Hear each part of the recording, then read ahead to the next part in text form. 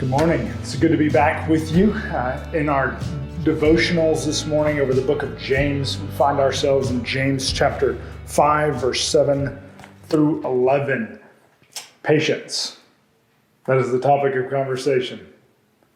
As we all may struggle in some way with patience, we've often heard that patience is a virtue. It's also a fruit of the Spirit.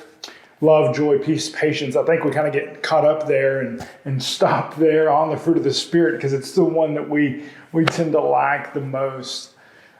Patience in today's culture and society sort of hangs us up a little bit. We are living in this technological driven culture that causes us to want things quickly. We want to be able to read fast and scroll through things and photos and pictures and people's lives quickly. We want fast food and fast weight loss and fast income, but that also carries over into the church. We want fast sanctification and fast discipleship, fast church growth. We want everything quickly. We don't want to have to wait.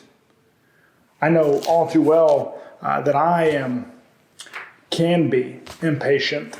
That's why I don't like to fish, because I don't want to wait for the fish to come. Now, I know if you're a fisherman and you can throw your reel out there and pop it on the water and bring it in pretty quickly and catch a fish, but I haven't taken the time to patience enough to learn how to fish. And so there's just this aspect about us that it's tough to be patient. But patience isn't only a virtue. Patience is a discipline. It takes work. It takes time to think about, to examine our lives, and to become a patient people. In fact, I think we should ask ourselves, what does it even mean to be patient, and what should we be patient about? Are we getting too worked up over things that aren't that important? James roots patience in the coming of the Lord. He says, be patient because the Lord's coming is near.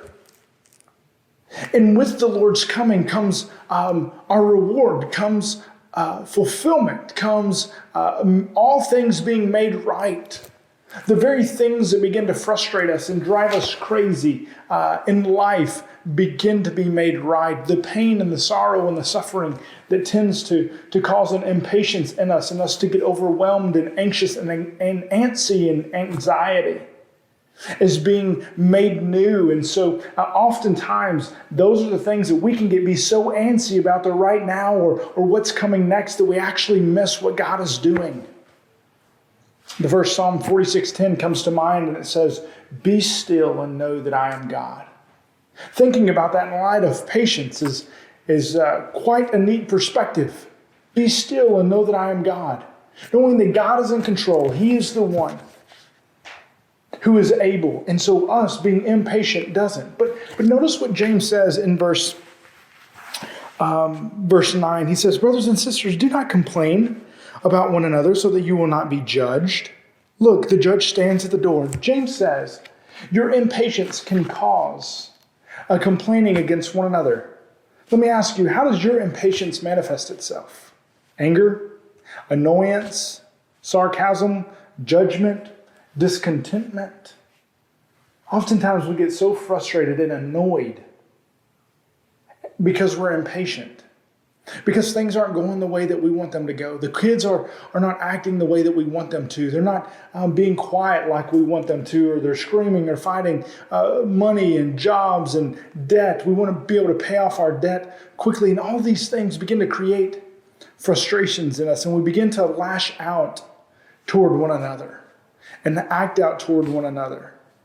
And James uses two illustrations that I think are really important for us. He says, number one, consider the farmers who plant the seed, and the seed has to take root, and then the seed begins to grow and bear fruit. The process of which that takes, he says, notice that the farmers wait for the rains, the rain to come.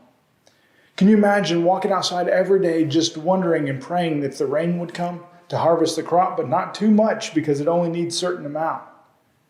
And that the patience that it takes to be a farmer and wait on the harvest. James says, hey, live your life in such a way.